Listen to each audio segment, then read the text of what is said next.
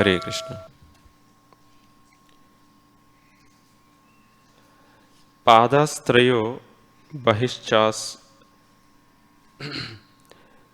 बहिश्चासन अप्रजानां या आश्रमाः अन्तः स्त्रीलोक्यास्त्वपरो गृहमेधो अभृत व्रत। ये जो श्लोक है काफ़ी इम्पोर्टेंट श्लोक है। इसमें जो है एकपाद विभूति और त्रिपाद विभूति का विवरण दे रहे हैं। एकपाद विभूति बोले तो क्या है, वो मटेरियल वर्ल्ड या आध्यात्मिक जगत, और त्रिपाद विभूति बोले तो आध्यात्मिक जगत। तो आध्यात्मिक जगत जो है ये भौतिक जगत से 3 गुना बड़ा रहता है। तो वैसे तो ये सिर्फ 3 गुना नहीं है, उससे भी बड़े रहते हैं, बट कभी हम बोलने में जो है ये उससे 3 गुना ज़्यादा है ऐसा बोलते हैं हम, ऐसा कंटेक्स्ट हो रहा है यहाँ पे। नहीं तो वैसा देखा तो ये आध्यात्मिक जगत जो है हम तुलना करते हैं एक कारागार, जेल के से तुलना किया जाता है। तो पूरा सिटी में जेल कितना होता है, बहुत छोटा रहता है ना उसका जगह।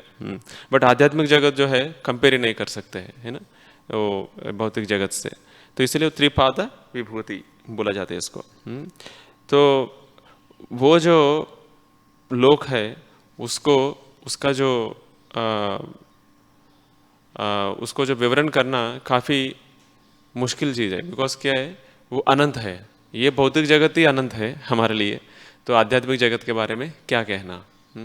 तो जैसे ये शरीर में जो है जितना भी कण है, वो कण के बारे में हम जानते ही नहीं ये शरीर का। अभी भी ये शरीर के ऊपर काफ़ी सारे रिसर्च चल रहे हैं, और क्या है ये शरीर में, और क्या है ये शरीर में, कैसे काम करते हैं। तो इसलिए काफ़ी सारे मेडिकल कंपनीज जो है वो R&D जो रिसर्च एंड डेवलपमेंट अभी तक चलते रहते हैं उनका इसी शरीर के ऊपर काम कर रहे हैं, बट फिर भी उसका रिसर्च चलते रहता है।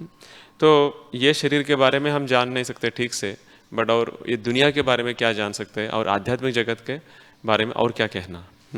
तो फिर भी ये शास्त्र में थोड़ा बहुत जो ज्ञान दिया जाता है उससे हमको एक थोड़ा सा ग्लिम्स आता है, तो थोड़ा सा हमको समझ में आता है।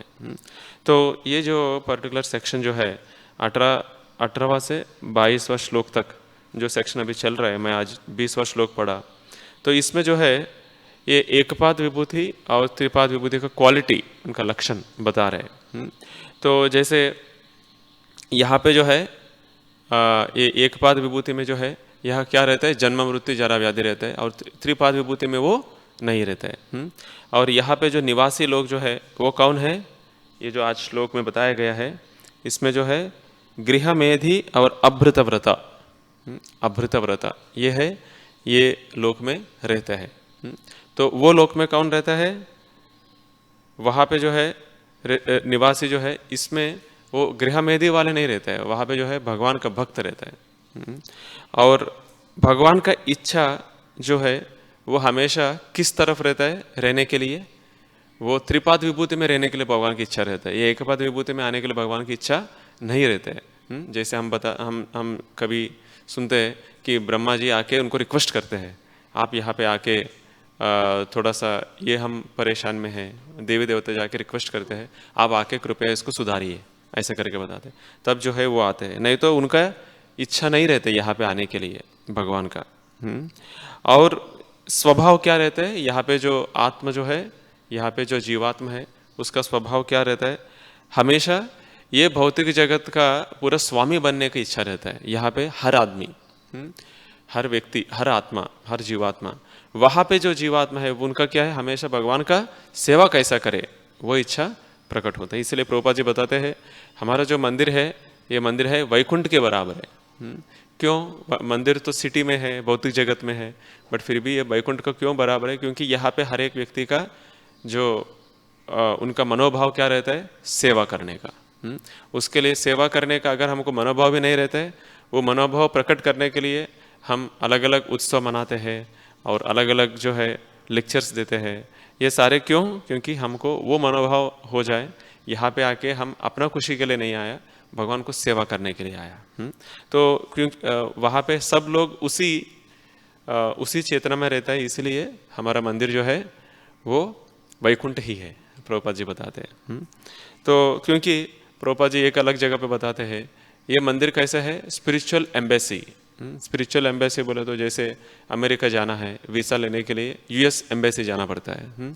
वहाँ इंडिया में रहते हैं वो यूएस एम्बेसी, दिल्ली में रहता है, हैदराबाद में रहते हैं, नहीं तो जहाँ पे वो लोग बनाते हैं वहाँ पे, जहाँ पे डिमांड है वहाँ बनाते हैं वो लोग। और वहाँ पे जो है उनका कंस्ट्रक्शन, उनका बोलने का तरीका, वहाँ पे लोग वो सब अमेरिकन लोग ही रहते हैं।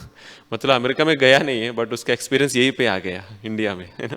ऐसे जो है हम भगवत धाम में शायद नहीं पहुंचा बट उसका एक्सपीरियंस जो है प्रभुपाद जो मंदिर बनाया उसी में हम देख सकते हैं। क्योंकि वहाँ पे स्वभाव क्या है, भगवान का भक्ति करने का स्वभाव है और सेवा करने का स्वभाव है, नवविधा भक्ति के को फॉलो करते हुए। और दूसरा क्या है, भय जो है ये भौतिक जगत में हर जगह पे भय रहता है बट आध्यात्मिक जगत में भय नहीं रहता है। तो और विस्मृति, विस्मृति जो है वहाँ पे आध्यात्मिक जगत में विस्मृति का चीज नहीं है, वहाँ पे सब कुछ विद्या से प्रभाव होता है, सबको भगवान के बारे में ज्ञान रहता ही है। तो एक बार एक शिष्य ने प्रभुपाद जी को पूछा, प्रभुपाद जी यहाँ पे हम प्रचार कर रहे हैं, फिर बहुत आध्यात्मिक जगत जाके हम क्या करें फिर वहाँ पे। तो प्रभुपाद जी बताया प्रचार करके हम क्या कर रहे हैं, हम आके यहाँ पे सेवा में लगने के लिए बोल रहे हैं। तो वो सेवा जब परिपूर्णता हो जाता है तो हम भी वहाँ पे जाके सेवा करेंगे, अगर प्रचार करने के लिए इच्छा है फिर भी आप यहाँ आ सकते प्रचार कर सकते हैं। ऐसा बोला, वो तो बहुत महान भक्तों का स्तर है वो। तो हम लोग जो है हम बद्ध जीवात्मा है, हम जो है ये इंद्रिय से हमेशा लड़ाई चलते रहा, कब तक वो लास्ट मिनट तक हम चलते रहा है ना, चलते रहते हैं। तो हम लोग ऐसे इच्छा नहीं होना चाहिए कि मतलब फिर से ये भौतिक जगत आ जाए और फिर से जो है हम भगवान का प्रचार का सेवा में लग जाए, वो तो बहुत बड़े स्तर है ना। तो वो स्तर में जो शुद्ध भक्त रहता है उनका तो अलग स्तर है, बट हम कम से कम ये स्तर पे हमारी इच्छा प्रकट करना चाहिए कि मतलब ये भौतिक जगत वापस हमको नहीं चाहिए, है ना। हमको ये भौतिक जगत नहीं चाहिए, हमको आध्यात्मिक जगत में जाने का जो भी चाहिए वो सारी चीज़ मेरे को अभी एकदम दृढ़ता से मेरे को करना है। तो वो चेतना में हमको होना चाहिए। तो और जो है यहाँ पे आत्मा जो है कितना रहता है, यहाँ पे बहुत कम मात्रा में यहाँ पे आत्मा रहता है, वहाँ पे जो है अनंत मात्रा में रहता है आत्मा भी। यहाँ पे भौतिक जगत में हर जगह पे एक्चुअली आत्म विस्तार होता है ना, जीवात्मा। जैसे मान लीजिए बुक है, ये किताब के ऊपर भी बहुत सारे बैक्टीरिया है, उसमें भी जीवात्मा है ना। तो बट यहाँ पे ही इतना अनंत है, बट ये जो है ये लिमिटेड सीमा है इसका, बट वो आध्यात्मिक जगत में सीमा नहीं है, वहाँ पे जो आत्मा है। तो यहाँ पे संधिनी पोटेंसी जो है, संधिनी जो शक्ति है वो जो है ये कितना है, सिर्फ 1 पाव है यहाँ पे, वहाँ पे 3 पाव है ना, 3/4 है। तो ये सच्चिदानंद एक्सपीरियंस जो है, अनुभूति जो है यहाँ पे बहुत कम मात्रा में हमको मिलता है। जैसे मान लीजिए हम कभी कभी कीर्तन करते हैं, भले हम मंदिर में भी आया, हमेशा जो है मंदिर में रहा तो भी हमारा चेतना जो है एकदम पूरी तरह से 100% जो है आध्यात्मिक चेतना नहीं रहता है। भले हमको पता है, थियरिटिकली पता है कि हाँ यहाँ पे आके हम सेवा के लिए आया है, भगवान का सेवा करना चाहिए, जो भी दुख है वो सब जो है जैसे चप्पल छोड़ते बाहर ऐसे छोड़ना चाहिए।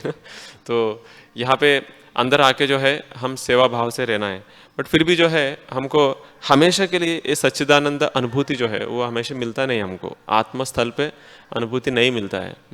तो क्यों ऐसा, क्योंकि जो है यहाँ पे बहुत कम मात्रा में वो अनुभूति कभी कभी होता है। जैसे कीर्तन किया है, कभी कभी कीर्तन में अपने आप को भूल गया है, जैसे प्रवचन सुना उस टाइम पे टाइम को भूल गया हमने, ऐसा थोड़ा थोड़ा हमको एक्सपीरियंस मिलता है। बट वो आध्यात्मिक जगत में जो है हर पल हर मिनट जो है वही एक्सपीरियंस है।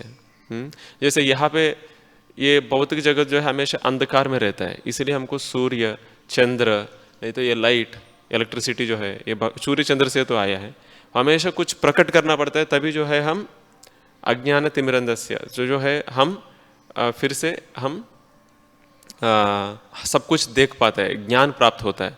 बट वो आध्यात्मिक जगत में जो है वो हर हर चीज़ जो है वहाँ पे स्वयं प्रकाश होता है, स्वयं प्रकाशित होता है।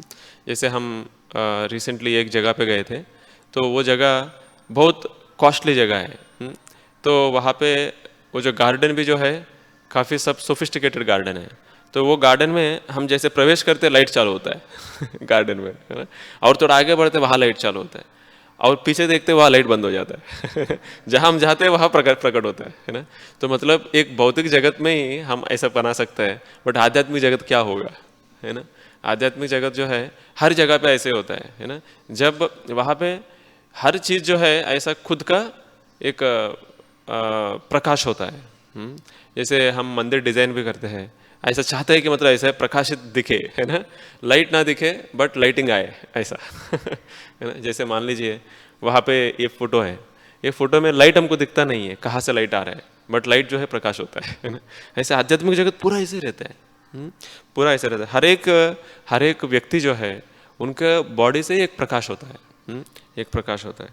तो उसका जो एक्सपीरियंस जो है हम वो त्रिपाद वहाँ पे जो आध्यात्मिक जगत में हम हो सकता है। बट थोड़ा सा जो है उसका जो एक्सपीरियंस ये भौतिक जगत में भी कहाँ होता है, जैसे मंदिरों में जहाँ जहाँ भगवान का नवविधा भक्ति एक अच्छा रूप में हमेशा चलते रहते हैं, वहाँ पे ये एक्सपीरियंस हम अनुभव कर सकते हैं, ये अनुभव कर सकते हैं हम।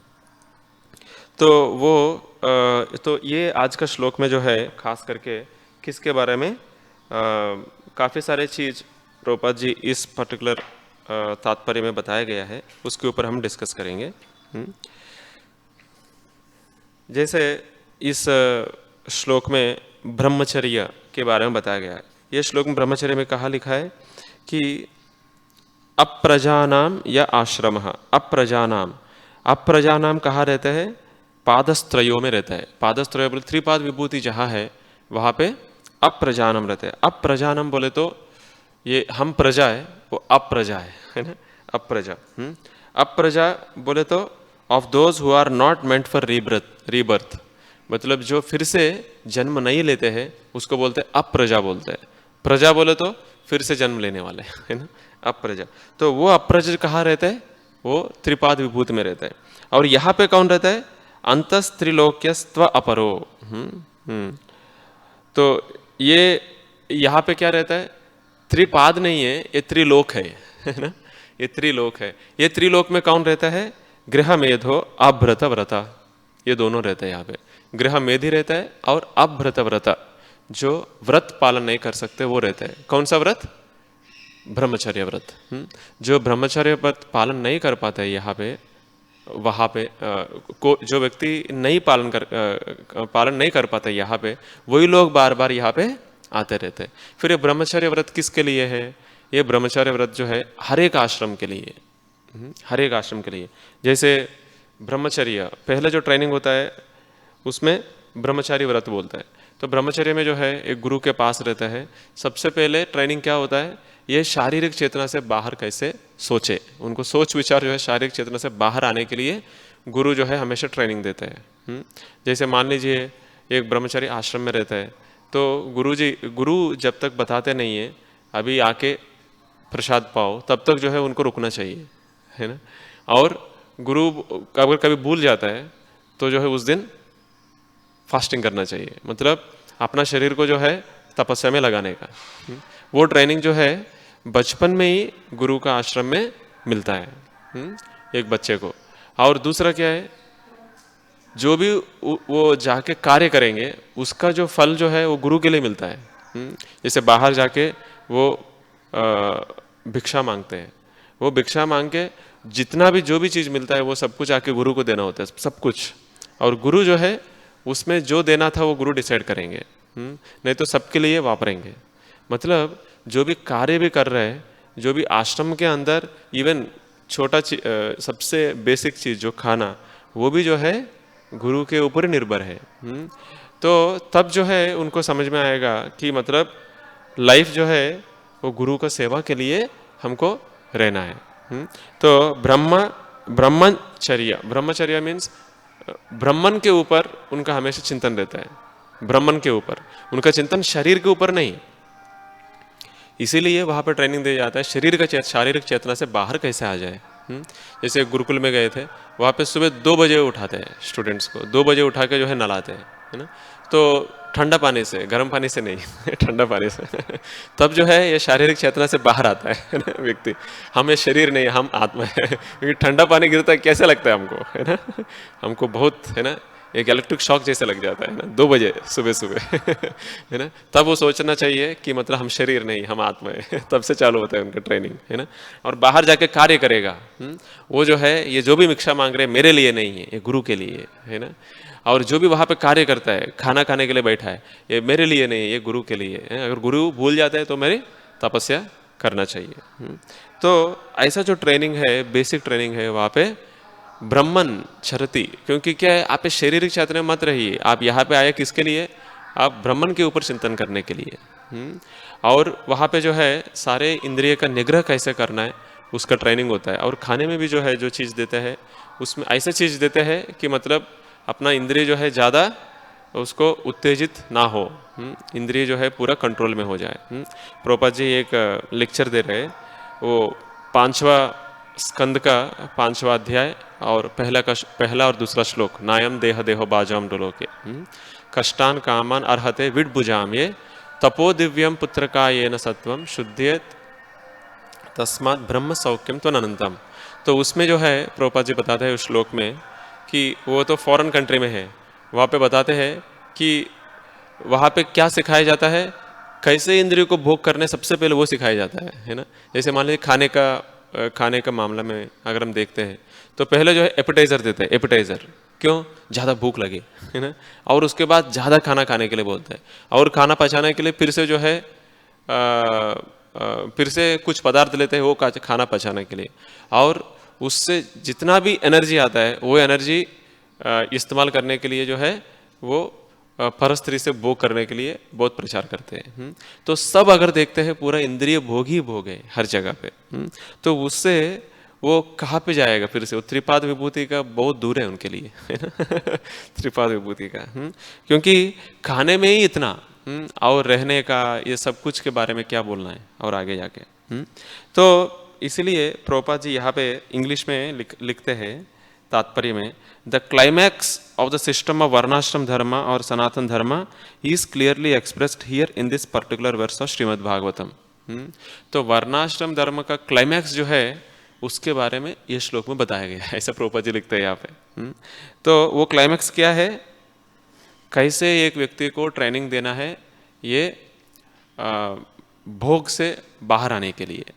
कौन सा भोग से, मैथुन भोग से, मैथुन भोग से बाहर आने के लिए ट्रेनिंग देने का जो है वही क्लाइमैक्स है वर्णाश्रम पद्धति का। तो इसलिए आप ब्रह्मचर्य देखिए और वानप्रस्थ देखिए और संन्यास देखिए, 4 आश्रम में 3 आश्रम जो है वो भोग के बाहर आने के लिए ट्रेनिंग है, और एक आश्रम जो है वो भोग में रहते हुए कैसे बाहर आने के लिए उसके लिए ट्रेनिंग है ना। एक है वो है गृहस्थ आश्रम जो बोलते हैं। जैसे गृहस्थ आश्रम में जो रहते हैं, वैसे तो सब आश्रम के लिए है ये, जो गृहस्थ आश्रम में जो रहते हैं उनके लिए हर चीज़ का शुद्धिकरण कैसे होता है। सबसे पहले जो है जैसे ये श्लोक जो है 10वां स्कंद में 5वां अध्याय 4था श्लोक है, बहुत अच्छा है। कालेन स्नान शौचाभ्यम संस्कारैस्तपसे ज्यया शुद्ध्यन्ति दाने संतुष्ट्या द्रव्यानि आत्मात्मविद्यया। उसमें जो है कालेन स्नान शौचाभ्याम, तो कालेन, काल के प्रभाव से कौन सा ज़्यादा शुद्धिकरण होता है, बोला जाता है शास्त्र में ये जो धरती जो है वो शुद्धिकरण होता है काल के प्रभाव से। जैसे मान लीजिए अभी समर में जो है बहुत ताप हो जाता है ना। अभी गर्मी में ताप हो जाता है और अलग जो क्लाइमेट में जो है अलग अलग चीज़ें पड़े रहते हैं इधर उधर, बट बारिश में जो है सब कुछ धुलाई हो जाता है ना। तो क्यों, काल के प्रभाव से सब कुछ क्लीन हो जाता है, हर जगह क्लीन हो जाता है। तो ये जो धरती भी क्लीन हो जाता है। स्नान के प्रभाव से हमारा शरीर क्लीन होता है। स्नान करने से शरीर क्लीन होता है।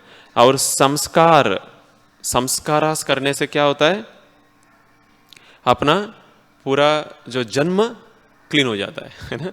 हमारा जन्म जो है, हर एक संस्कार जो करते हैं हर एक जगह पे जो है उसको शुद्धिकरण कर रहा है।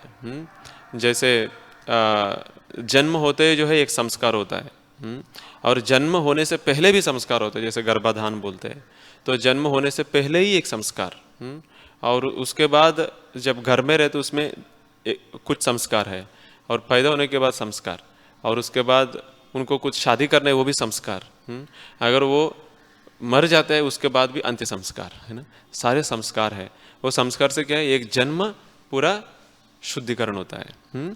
तो काल का प्रभाव से ये जो धरती, और स्नान करने से हमारा शरीर, और संस्कार करने से हमारा पूरा जन्म, ये पूरा क्लीन होता है। तपस्या करने से क्या होता है, तपस्या करने से हमारा इंद्रिय जो है वो शुद्धिकरण होता है। तपस्या करने से क्या शुद्धिकरण होता है, अपना इंद्रिय शुद्धिकरण होता है। और जो व्यक्ति कमा रहे हैं उनका जो पैसा कैसे शुद्धिकरण होता है, दान करने से शुद्धिकरण होता है। Charity offer to the Brahmanas,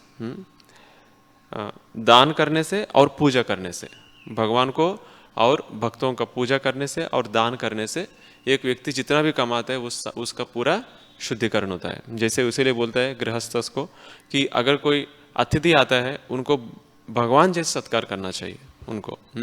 और जैसे गृहस्थ आश्रम का जो नियम हम देखते हैं उसमें, तो पहले गृहस्थ बाहर जाके पुकारना चाहिए, कोई भूखे है क्या, तो उनको पहले खिलाना चाहिए और उसके बाद वो खाना चाहिए, है ना। तो वो एक्चुअल नियम में वैसा है। क्योंकि ये जब दान करेंगे और पूजा करेंगे तब उनका जितना भी पैसा है वो सब कुछ शुद्धिकरण होता है। जैसे अभी जन्माष्टमी का टाइम पे हम जाके हम कलेक्शन करते हैं, जो उस समय हमारा मूड गया है, ऐसा नहीं है कि हम जाके कुछ मांग रहे हैं, नहीं, उनका जितना भी पैसा वो कमाया उसका भगवान का सेवा में लगाने से क्या होता है, वो उनका जो कार्य है वो शुद्धिकरण होता है। और उससे उनको अपॉर्चुनिटी मिलता है फिर से उनको सेवा करने के लिए, और फिर से जो है भगवान के पास आने के लिए। उससे क्या है, उनका जन्म भी धन्य होगा और उनका परिवार का जन्म भी धन्य होगा, जितना भी कमाया उसका भी जो है एक मीनिंग रहेगा। तो और संतुष्टि से हमारा मन शुद्धिकरण होता है। संतुष्टि से mind is purified bye satisfaction. और आत्म साक्षात्कार से आत्म जो है शुद्धिकरण होता है। आत्म साक्षात्कार से आत्म शुद्धिकरण होता है।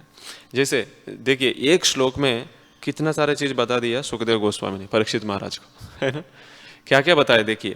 पहले जो है काल का प्रभाव से पूरा धरती शुद्धिकरण होता है, और ये धरती के ऊपर हम है ना। हम कैसे हम शारीरिक चेतना से कैसे शुद्धिकरण होता है, शरीर से नहाने से। और हमारा मन, हमारा जो कार्य कैसे शुद्धिकरण होता है, चैरिटी देने से और वर्शिप करने से। और हमारा मन कैसे शुद्धिकरण होता है, संतुष्टि से। हमारा आत्मा कैसे शुद्धिकरण होता है, आत्मा कैसे शुद्धिकरण होता है, आत्मा साक्षात्कार से। आत्म साक्षात्कार, आत्म शुद्धिकरण होता है। इसमें सबसे पहले हम इंद्रिय का स्तर पे है ना। हमारे इंद्रिय भी शुद्धिकरण नहीं कर पा रहे, फिर मन और आत्मा के बारे में क्या बोलना है। डेली नहाते हैं वो तो है, कम से कम इंडिया में रहा तो नहाते हैं, है ना। तो फॉरेन में रहे तो वो भी नहीं है ना। नहाना भी जो है हफ्ते में एक दिन रखते हैं, वो टुडे इज बेथिंग डे करके, है ना। उस दिन नहाते हैं सब लोग। प्रभुपाद जी वो लेक्चर में बताते हैं, है ना। हफ्ते में एक बार नहाते हैं वो। तो क्या है, कम से कम नहाते यहाँ पे हम रहते हैं। बट ये इंद्रिय को कैसे शुद्धिकरण करे, तो वो जो है तपस्या से। ये श्लोक में बताया जाता है तपस्या से। वो तपस्या करने से इंद्रिय को शुद्धिकरण। तपस्या क्या है, सबसे पहले वो ब्रह्मचर्या। तो अगर जो अच्छा से इसी श्लोक में प्रभुपाद जी बताते हैं, तो अच्छा से ब्रह्मचर्य का ट्रेनिंग होता है। और उसके बाद अगर कोई गृहस्थ भी बनना चाहते हो तो गृहस्थ बनते हैं, तो वो जो है वो उनका शरीर जो है सिर्फ नेक्स्ट जनरेशन पैदा करने के लिए इस्तेमाल करते हैं। जो भगवान श्री कृष्ण बताते हैं वैसा जो कार्य जो है वो कार्य मैं हूँ, ऐसा करके भगवान श्री कृष्ण बताते भगवद गीता में। तो वैसा व्यक्ति को बोलते हैं गृहस्थ ब्रह्मचारी बोलते हैं, वैसा व्यक्ति को। क्योंकि वो उन्होंने जो सिर्फ अपना नेक्स्ट जनरेशन के लिए उन्होंने इस्तेमाल किया है काम वासना, बट फिर भी कुछ अलग चीज़ के लिए नहीं है। और उसके बाद ऐसा व्यक्ति जो है वानप्रस्थ में आराम से वानप्रस्थ में वो प्रवेश करेगा और संन्यास भी आगे लेगा। तो जैसे हम देखते हैं शास्त्र से तीसरा स्कंद में वो कर्दम मुनि का जो पास्ट टाइम आता है, उसमें कर्दम मुनि के पास क्या नहीं है। देखिए, कर्दम मुनि का जो पत्नी कौन है? देवहूति। वो कौन है? वो राजकन्या है ना, राजपुत्री है, प्रिंसेस है वो। उनके पास क्या नहीं है? उनका जो सौंदर्यता देख के जो है, वो विमान में जो जाते देवी देवता है ना, तो वो लोग भी गिर जाते थे, है ना। देवता लोग गिर जाते थे उनका सुंदरता देख के। वो कभी कभी देवहूति जो है अपना ऊपर का मंजली में वो जब वो युवक अवस्था में है, वो कभी कभी अपना जो फ्रेंड्स से जो है खेलते हैं, वो खेल कूद देख के जो है उनका सुंदरता देख के गिर गए। ऐसा उसमें दिया है, उनका जो ब्यूटी उतना ब्यूटी है। तो वैसा जो है वैसा पत्नी है उनके पास। वैसा पत्नी, और उनका लक्षण में मतलब वो इतना होते हुए भी वो कभी सोचा नहीं है मैं एक राजा का पुत्री हूँ, है ना। वो पूरा तपस्या में लग गया, इतना तक है कि कर्दम मुनि को उनके ऊपर दया आती है कि मतलब इतना राजकन्या होते हुए भी मेरे लिए इतना तपस्या किया उन्होंने। तपस्या करके उनको सेवा करती है। तो बाद में कर्दम मुनि जो है उनके लिए अलग अलग अरेंजमेंट करते हैं ताकि वो खुश रहे। बट फिर भी कर्दम मुनि जो है बाद में उनको बताया गया है, मैं जैसे आपको पुत्र का प्राप्त करता हूँ उसके बाद मैं तुरंत मैं चले जाऊँगा, है ना। तो उनके पास क्या नहीं है? देखिए, ऐसा पत्नी है, सारे सिद्धियां है, जहाँ पे अपना पत्नी को पूरा एक बहुत बड़ा एयरक्राफ्ट, ऐसा एयरक्राफ्ट है वो कि वहाँ पे पहाड़ भी है और अलग अलग वाटरफॉल्स भी है ना। ऐसा एयरक्राफ्ट है ना। मतलब इतना सिद्धियां है, जो चाहे वो बना सकते हो, है ना, ऐसा है। तो वैसा पत्नी भी है, वैसा पत्नी को खुशी करने के लिए भी उनके पास शक्ति है। और पुत्र कौन बने? भगवान स्वयं पुत्र बने, है ना। कौन? कपिल मुनि, भगवान खुद स्वयं पुत्र बने। बट फिर भी जो है ग्रह त्याग किया उन्होंने। वो वानप्रस्थ लेके और आगे जाके संन्यास लेते हैं। तो वो है हमारा मतलब हमारा पूर्वज है। तो वैसा अगर हम लाइफ हम अपना सकते हैं, जैसे प्रभुपाद जी बताते हैं, ये जो कलयुग में जो है, वैसे तो हम जाके तपस्या वैसा तो नहीं कर सकते, क्योंकि ऐसा जो है ऐसा फॉरेस्ट भी नहीं है ना, ऐसा वन भी नहीं है जाके तपस्या करने के लिए। बट हमारे लिए कैसा तपस्या हो सकता है कि जैसे प्रभुपाद जी ने बनाया हुआ ऐसा मंदिर जो है, ये वैकुंठ ही है। तो ये मंदिर में जैसे वानप्रस्थ बनते हैं, तो कैसे उनका टाइम ज़्यादा निकाल सके कार्य के लिए, भगवान का कार्य के लिए। और संन्यास बोले तो पूरा समर्पण, है ना, पूरा समर्पित भाव से कैसे हम भगवान का सेवा लगा सकते हैं, वो सोच सकते हैं कम से कम ये कलयुग में, कम से कम। क्योंकि कैसे हम इस शारीरिक चेतना से बाहर आ जाए, इसके बारे में हमेशा चिंतन होनी चाहिए। तब जो है हम एटलीस्ट फिर से गृह मेधी और अभ्रत व्रत नहीं बनेंगे। तो हम लोग क्या बनेंगे? अप्रजा नाम। हम तो प्रजा नहीं बनेंगे, हम अप्रजा बन के हम फिर से वो वैकुंठ लोक में हम जा सकते हैं। उसके लिए जो कार्य है, वो कार्य जो है हम डेली जप करना। जप किसके लिए कर रहे हैं? आत्म के लिए कर रहे हैं। और डेली जो है हम 4 नियम पालन करना, वो किसके लिए है? तो वो 4 नियम पालन किया तो हम धर्म का 4 जो पिलर्स है वो फॉलो कर रहे हैं। 4 नियम बोले तो हम कुछ नियम फॉलो कर रहे हैं ऐसा नहीं है। धर्म फॉलो करने के लिए, जैसे सत्यम दया तपस शौचम फॉलो करने के लिए, एक ह्यूमन बीइंग, एक मनुष्य स्तर में आने के लिए ये 4 नियम पालन करना चाहिए। तो 4 नियम पालन करके हम डेली ऐसा 16 माला हम करते हैं, तो हमारा चेतना धीरे धीरे बनेगा कि वो अप्रजानम बनने के लिए। तो हम यहाँ पे विराम देंगे। ग्रंथराज श्रीमद् भागवतम की जय। श्रील प्रभुपाद की जय। हमारा बोलने में कुछ त्रुटि है तो क्षमा कीजिए। हरे कृष्ण।